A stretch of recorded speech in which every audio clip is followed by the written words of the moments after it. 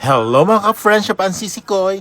Ang masasabi ko lang, if you have a friend like her na willing kang hintayin kahit sa basement ng mall para magkita lang kayo, kahit nagtungkod pa yan siya kasi masakit yung mga ewan niya, dapat yung treasure. Yan palang kaibigan ko, si Kati.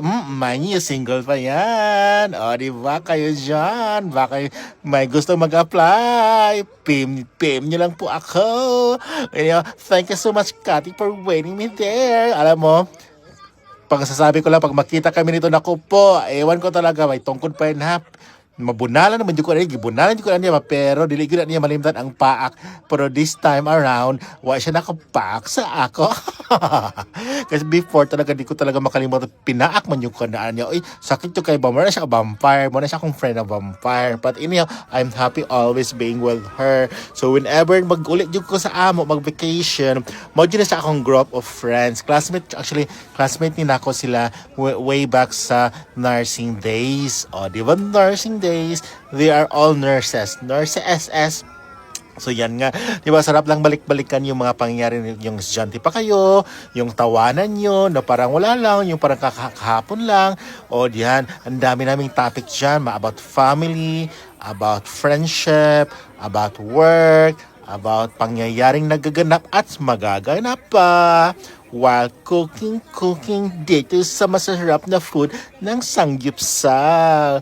Salamat Sanggipsal. At yan talaga yung rason, yung itlog na yon.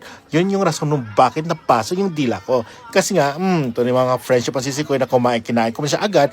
Ano ba, ang init man talaga.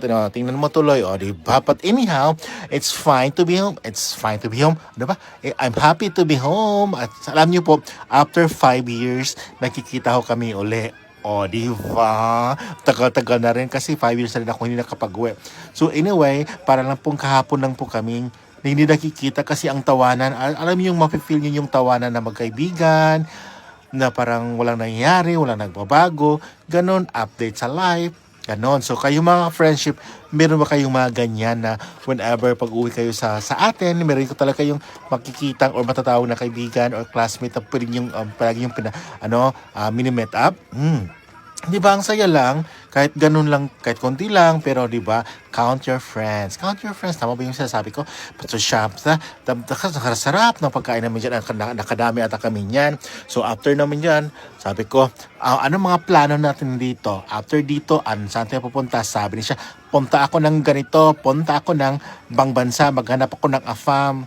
Sabi na, sige, hanapan kita ng AFAM, baka na sa AFAM, ang sagot, nakahirapan siya. Hindi naman, paswerte-swerte lang magod ng may AFAM, and let's be happy sa mga people na may AFAM. Kasi alam ko, pag love talaga ka ng AFAM at love mo siya ng AFAM, talagang kayo talaga, diba? Let's be happy na lang about sa life. Sabi ko na lang ganon.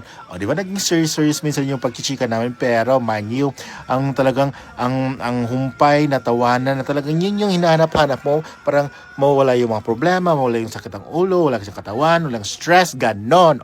Diba?